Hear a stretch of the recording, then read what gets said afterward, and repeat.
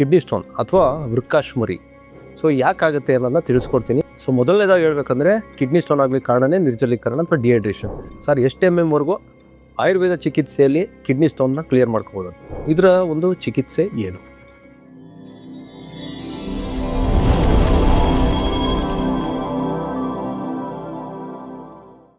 ನಮಸ್ಕಾರ, ಸಮಸ್ತ ತತ್ವಮಸಿ ಯೂಟ್ಯೂಬ್ ಚಾನಲ್ ವೀಕ್ಷಕರಿಗೆ ಸ್ವಾಗತ. ನಾನು ನಿಮ್ಮ ಡಾಕ್ಟರ್ ಮಂಜುನಾಥ್ ಡಿ ನಾಯಕ್. ವೀಕ್ಷಕರ, ಇವತ್ತಿನ ಸಂಚಿಕೆಯಲ್ಲಿ ನಾನು ಇನ್ನೊಂದು ಆರೋಗ್ಯದ ಸಮಸ್ಯೆ ಬಗ್ಗೆ ಮಾತಾಡ್ತೀನಿ.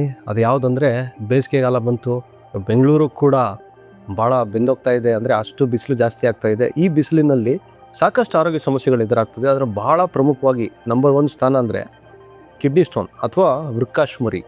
ಸೊ ಯಾಕಾಗುತ್ತೆ ಅನ್ನೋದನ್ನ ತಿಳಿಸ್ಕೊಡ್ತೀನಿ. ಮೊದಲನೇದಾಗಿ, ನಮ್ಮ ದೇಹಕ್ಕೆ 3-4 ಲೀಟರ್ ನೀರು ದಿನನಿತ್ಯ ನಾವು ಕೊಡಲೇಬೇಕಾಗತ್ತೆ. ಯಾಕಂದರೆ ದೇಹದ ಒಂದು ಕಾರ್ಯ ನಡಿಬೇಕು, ಅಂಗಾಂಗಗಳ ಕಾರ್ಯಗಳು ನಡಿಬೇಕಂದ್ರೆ ನೀರು ಅತ್ಯವಶ್ಯಕ. ಕೇವಲ ಮನುಷ್ಯನ ಒಂದು ದೇಹಕ್ಕಷ್ಟೇ ಅಲ್ಲದೆ ಈ ಭೂಮಿಲೂ ಅಷ್ಟೇ ಅನ್ಯ ಜೀವಿಗಳಿಗೂ ಕೂಡ ನೀರಿನ ಅವಶ್ಯಕತೆ ಇದ್ದೇ ಇರುತ್ತೆ. ಬೇಸಿಗೆಯಲ್ಲಿ ಏನಾಗುತ್ತೆ, ಮೊದಲನೇ ಕಾರಣ ಕಿಡ್ನಿ ಸ್ಟೋನ್ ಆಗಲಿಕ್ಕೆ ನಿರ್ಜಲೀಕರಣ ಅಂದರೆ ಡಿಹೈಡ್ರೇಷನ್. ಏನಾಗುತ್ತೆ, ನಾವು ಕೆಲಸ ಮಾಡ್ತೀವಿ, ಉದಾಹರಣೆಗೆ ಗಾಡೀಲಿ ಓಡಾಡ್ತಾರೆ, ಎರಡನೇದು ಜಮೀನಲ್ಲಿ ಕೆಲಸ ಮಾಡ್ತಾರೆ, ಸೊ ಮೂರನೇದು ಜಿಮ್ಮಲ್ಲಿ ಹೋಗಿ ಎಕ್ಸಸೈಸ್ ಮಾಡ್ತಾರೆ, ಸೊ ನಾಲ್ಕನೇದು ಬಂದ್ಬಿಟ್ಟು ಬಿಸಿಲಿನಲ್ಲಿ ಅತಿ ಹೆಚ್ಚಿನ ಕಾಲವರೆಗೂ ಏನು ಕೆಲಸ ಮಾಡೋದಿರ್ಬೋದು, ಹಾರ್ಡ್ ಸ್ಟ್ರೀನಸ್ ಎಕ್ಸಸೈಸ್ ಮಾಡೋದ್ರಿಂದ ಏನಾಗುತ್ತೆ, ಬೇವ್ರ್ತೀರ. ಬಾಡಿಲಿ ಉಷ್ಣಾಂಶ ಹೆಚ್ಚಾದಾಗ ಏನು ಮಾಡುತ್ತೆ, ದೇಹ ಅದನ್ನು ಬೆವರಿನ ರೂಪದಲ್ಲಿ ಆ ಒಂದು ಉಷ್ಣತೆಯನ್ನು ದೇಹದಿಂದ ಆಚೆ ಹಾಕುತ್ತೆ. ಆಗ ಸಮತೋಲನದಲ್ಲಿ ಇಡಲಿಕ್ಕೆ ಪ್ರಯತ್ನ ಪಡುತ್ತೆ. ಯಾವಾಗ ನಾವು ನೀರು ಕುಡಿಯೋದಿಲ್ಲ, ಆಗ ನಿರ್ಜಲೀಕರಣ ಉಂಟಾಗುತ್ತೆ. ಸೊ ಮೊದಲನೇದಾಗಿ ಹೇಳ್ಬೇಕಂದ್ರೆ ಕಿಡ್ನಿ ಸ್ಟೋನ್ ಆಗಲಿಕ್ಕೆ ಕಾರಣನೇ ನಿರ್ಜಲೀಕರಣ ಅಥವಾ ಡಿಹೈಡ್ರೇಷನ್, ನೀರು ಕುಡಿದೇ ಇರೋದು. ಎರಡನೆಯ ಕಾರಣ ಬಂದ್ಬಿಟ್ಟು ಅತಿ ಹೆಚ್ಚಾಗಿ ಪ್ರೋಟೀನ್ಯುಕ್ತ ಆಹಾರ ತೊಗೊಳ್ಳೋದು. ನಾನು ನೋಡ್ತೀನಿ ಸಾಕಷ್ಟು ಪೇಷಂಟ್ಸಲ್ಲಿ ಕೇಳಿದಾಗ ಹಿಸ್ಟ್ರಿ ಅವ್ರು ಹೇಳೋದಿದೆ, ಸರ್ ರೆಡ್ ಮೀಟ್ ಚೆನ್ನಾಗಿ ತಿಂತೀನಿ, ನಾನು ಡೈಲಿ ಮೊಟ್ಟೆ ಈ ಥರದ್ದೆಲ್ಲ ನಾನು ಸೇವಿಸ್ತೀನಿ ಅಂತಾರೆ. ಆಮೇಲೆ ಇನ್ನು ಕೆಲವೊಬ್ಬರು ಗೋಡಂಬಿ ತಿಂತೀನಿ ಜಾಸ್ತಿ ಅಂತಾರೆ. ಇದು ಕೂಡ ಒಂದು ಭಾಳ ಪ್ರಮುಖವಾದ ಕಾರಣ. ಇದಲ್ಲದೆ ಹಾಲು ಮತ್ತು ಹಾಲಿನ ಉತ್ಪನ್ನಗಳನ್ನು ಹೆಚ್ಚಾಗಿ ತೊಗೊಳ್ಳೋದು, ಅತಿ ಹೆಚ್ಚಾಗಿ ತೊಗೊಳ್ಳೋದಾದ್ರೆ ಪನ್ನೀರನ್ನು ಜಾಸ್ತಿ ತೊಗೊಳ್ಳೋಂಥದ್ದು, ಮೊಸರನ್ನು ಜಾಸ್ತಿ ತೊಗೊಳ್ಳೋಂಥದ್ದು. ಇದು ತೊಗೊಂಡಾಗ ನೀರು ಕುಡಿದೇ ಇರೋದ್ರಿಂದ ಸ್ಟೋನ್ಸ್ ಆಗುತ್ತೆ. ಅಂದ್ಬಿಟ್ಟು ಇದು ತೊಗೊಂಡ್ರೆ ಸ್ಟೋನ್ಸ್ ಆಗುತ್ತೆ ಅಂತಲ್ಲ, ಇದು ತೊಗೊಂಡಾಗ ನಾವು ನೀರನ್ನು ಚೆನ್ನಾಗಿ ಕುಡಿಬೇಕಾಗುತ್ತೆ. ಸೊ ಮೂರನೇದು ಬಂದ್ಬಿಟ್ಟು ಮದ್ಯಪಾನ. ಸೊ ನಾಲ್ಕನೇದು ಬಂದ್ಬಿಟ್ಟು ಸಾಫ್ಟ್ ಡ್ರಿಂಕ್ಸ್ಗಳನ್ನ ಅತಿ ಹೆಚ್ಚಾಗಿ ತೊಗೊಳೋದು, ಆಮೇಲೆ ಸ್ವೀಟ್ಸನ್ನು ಅತಿ ಹೆಚ್ಚಾಗಿ ತೊಗೊಳ್ಳೋಂಥದ್ದು. ಇದಲ್ಲದೆ ಮೂತ್ರನ ನಾವು ತಡೆ ಹಿಡಿಬಾರ್ದು. ಅಂದರೆ ಮೂತ್ರ ಇದೇನೆಂದರೆ ಆಯುರ್ವೇದದ ಪ್ರಕಾರ ಧಾರಣೀಯ ಅಧಾರಣೀಯ ವೇಗಾಸ್ ಅಂತ ಇರುತ್ತೆ. ಕೆಲವುದನ್ನು ನಾವು ನಿಯಂತ್ರಣಕ್ಕೆ ಇಟ್ಕೋಬೇಕು. ಉದಾಹರಣೆಗೆ ಕೋಪ, ಕೆಲವೊಂದು ನಾವು ತಡಿಬಾರ್ದು. ಅದು ಮಲಮೂತ್ರ ಏನು ನಮಗೆ ಇದು ಅರ್ಜಸ್ ಬರುತ್ತೆ, ಅದನ್ನು ನಾವು ತಡಿಬಾರ್ದು. ಈ ಮೂತ್ರವನ್ನು ಭಾಳ ಸಮಯದವರೆಗೂ ತಡೆ ಹಿಡಿದುಕೊಳ್ಳೋದ್ರಿಂದನೂ ಕೂಡ ಸ್ಟೋನ್ಸು ದೇಹದಲ್ಲಿ ಆಗುತ್ತೆ. ಇನ್ನೂ ಕೆಲವು ಆನುವಂಶಿಕವಾಗಿ ಬರುತ್ತೆ, ಇನ್ನೂ ಕೆಲವರು ಒಂದ್ಸರಿ ಸ್ಟೋನ್ಸ್ ಆದರೆ ಪದೇ ಪದೇ ಆಗ್ತಾ ಇರುತ್ತೆ. ಸೊ ಇದಿಷ್ಟು ಕಾರಣಗಳು ಯಾಕೆ ಕಿಡ್ನಿ ಸ್ಟೋನ್ಸ್ ಆಗುತ್ತಂತೆ. ಭಾಳ ಕಾಮನ್ ಎಷ್ಟಂದರೆ ಕ್ಯಾಲ್ಶಿಯಂ ಆಕ್ಸಲೇಟ್. ಸರಿ, ಸ್ಕ್ಯಾನಿಂಗ್ ಮಾಡಿಸ್ತೀರಾ, ಏನೋ ಸ್ಕ್ಯಾನ್ ಮಾಡ್ಸೋಕೆ ಹೋಗ್ತೀರಾ, ಕಿಡ್ನಿ ಸ್ಟೋನ್ ಪತ್ತೆ ಆಗುತ್ತೆ.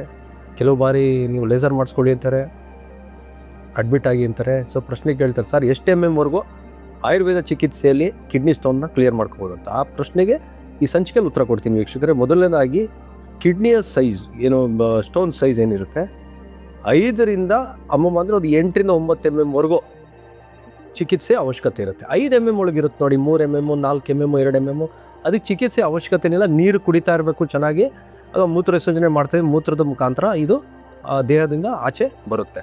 ಸೊ 9 10 ವರೆಗೂ ನಾವು ಕೂಡ ಟ್ರೀಟ್ ಮಾಡ್ಬೋದು. ಭಾಳ ಪ್ರಮುಖವಾಗಿ ಆಗೋಂಥದ್ದು ಕ್ಯಾಲ್ಶಿಯಂ ಆಕ್ಸಲೇಟ್ ಸ್ಟೋನ್ಸ್. ಎಷ್ಟು ಅವಧಿ ಅಂದರೆ ಅದು ನಿಮ್ಮ ಮೇಲೆ ನಿರ್ಧಾರ ಆಗುತ್ತೆ. ನೀವು ಎಷ್ಟು ಚೆನ್ನಾಗಿ ಆಹಾರ ಕ್ರಮ, ಜೀವನ ಶೈಲಿ ಬದಲಾವಣೆ ಮಾಡ್ಕೊತೀರ, ಅಷ್ಟು ಚೆನ್ನಾಗಿ ನಿಮಗೆ ಬೇಗ ಒಂದು ಫಲಿತಾಂಶ ದೊರಕುತ್ತೆ. 30-45 ದಿನಗಳ ಕಾಲ ಒಂದು ಕಾಲಾವಕಾಶ ಬೇಕಾಗುತ್ತೆ ಈ ಕಿಡ್ನಿ ಸ್ಟೋನ್ ನಿವಾರಣೆ ಮಾಡ್ಕೊಳ್ಳಿಕ್ಕೆ. ಸರಿ, ಇದರ ಲಕ್ಷಣ ಏನು? ಅಚಾನಕ್ಕಾಗಿ ಸ್ಕ್ಯಾನ್ ಮಾಡಿಸ್ದೆ ಗೊತ್ತಾಯಿತು. ಸ್ಕ್ಯಾನ್ ಮಾಡಿಸ್ದೆ ನಿಮ್ಮ ದೇಹದಲ್ಲಿ ಏನು ಚಿಹ್ನೆ ಕೊಡುತ್ತೆ? ಮೊದಲನೇದೇ ಇದು ಬ್ಯಾಕ್ ಪೇನ್ ಬರುತ್ತೆ ನಿಮಗೆ.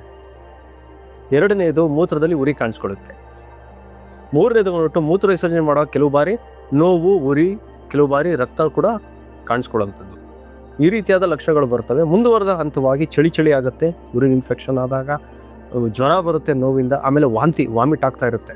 ಇದಿಷ್ಟು ಕಿಡ್ನಿ ಸ್ಟೋನ್ ನಿಮ್ಮ ದೇಹದಲ್ಲಿ ಇದೆ ಅನ್ನೋ ಒಂದು ಲಕ್ಷಣ. 2 3 ಕೆಲವು ಬಾರಿ ಲಕ್ಷಣ ಗೊತ್ತಾಗೋದಿಲ್ಲ. 5 ದಾಟಿದ ಮೇಲೆ ನಿಮಗೆ ಸಿಂಪ್ಟಮ್ಸ್ ಗೊತ್ತಾಗುತ್ತೆ.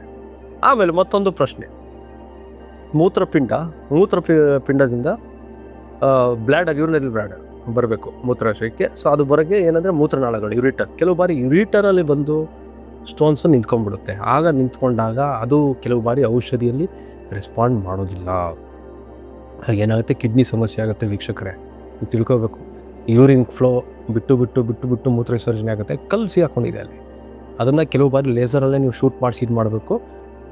ಆಯುರ್ವೇದ ಚಿಕಿತ್ಸೆ ಎಲ್ಲ ಆಗಿಲ್ಲ ಅಂದರೆ, ಇಲ್ಲ ಅಂದರೆ ಏನಾಗುತ್ತೆ, ಕಿಡ್ನಿಗೆ ಸಮಸ್ಯೆ ಆಗುತ್ತೆ. ಬ್ಯಾಕ್ ಫ್ಲೋ ಆಫ್ ಯೂರಿನ್ ಆಗುತ್ತೆ.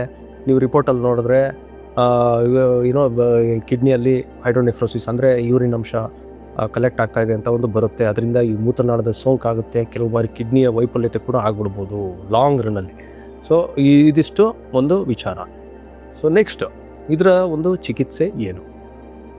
ಕಿಡ್ನಿ ಸ್ಟೋನ್ ಸಾಮಾನ್ಯವಾಗಿ ಯಾವ ವಯಸ್ಸಿನವ್ರಿಗಾದರೂ ಆಗ್ಬೋದು.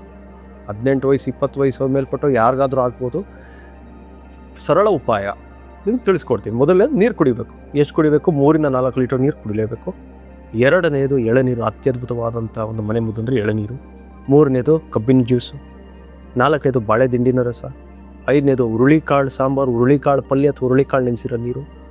ಆರನೇದು ಮೆಂತ್ಯ ಕಾಳು ನೆನೆಸಿರೋಂಥ ನೀರು ತಗೊಳ್ಳೋಂಥದ್ದು. ಏಳನೇದು ಕಲ್ಲಂಗಡಿ ಹಣ್ಣನ್ನು ತಿನ್ನೋಂಥದ್ದು. ಎಂಟನೆಯದು ಭಾಳ ಅತ್ಯುತ್ತಮವಾದಂಥ ಒಂದು ಮನೆಮದ್ದು ಬಾರ್ಲಿ ಗಂಜಿ. ಬಾರ್ಲಿ ಗಂಜಿ ಬರುತ್ತೆ ನೋಡಿ ವೀಕ್ಷಕರೇ, ಭಾಳ ಒಳ್ಳೆಯದು. ಅದನ್ನು ತೊಗೊಳ್ಳೋಂಥದ್ದು. ಇದರಿಂದಲೂ ಕೂಡ ಕಿಡ್ನಿ ಸ್ಟೋನ್ಸ್ ನಿವಾರಣೆ ಆಗುತ್ತೆ. ಇದಲ್ಲದೆ ತುಳಸಿಯ ನೀರನ್ನು ತೊಗೊಳ್ಳೋಂಥದ್ದು ಇರ್ಬೋದು, ಅಥವಾ ದಾಳಿಂಬೆ ಹಣ್ಣನ್ನು ಅತಿ ಹೆಚ್ಚಾಗಿ ತೊಗೊಳ್ಳೋಂಥದ್ದು ಇರ್ಬೋದು. ಇದೆಲ್ಲ ಮಾಡೋದ್ರಿಂದ ಏನಾಗುತ್ತೆ, ಕಿಡ್ನಿ ಸ್ಟೋನ್ಸು ಕರಗಿ ಆಚೆ ಬರುತ್ತೆ ಮೂತ್ರದ ಮುಖಾಂತರ.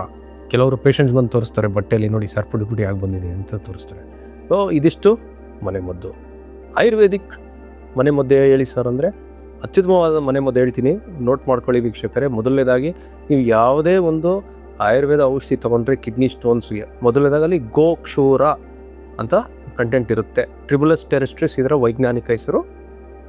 ಈ ಮುಳ್ಳನ್ನು ತೊಗೊಂಬನ್ನಿ, ಒಂದು 8-10 ಮುಳ್ಳನ್ನು ತೊಗೊಂಬನ್ನಿ, ಪುಡಿ ಮಾಡಿ ಅದನ್ನು ಬಿಸಿ ನೀರಲ್ಲಿ ಕಲಸಿ 1 ಚಮಚ ಅಂದರೆ 5 ಗ್ರಾಮ್ ಬೆಳಗ್ಗೆ ಸಂಜೆ ತೊಗೊಬೋದು.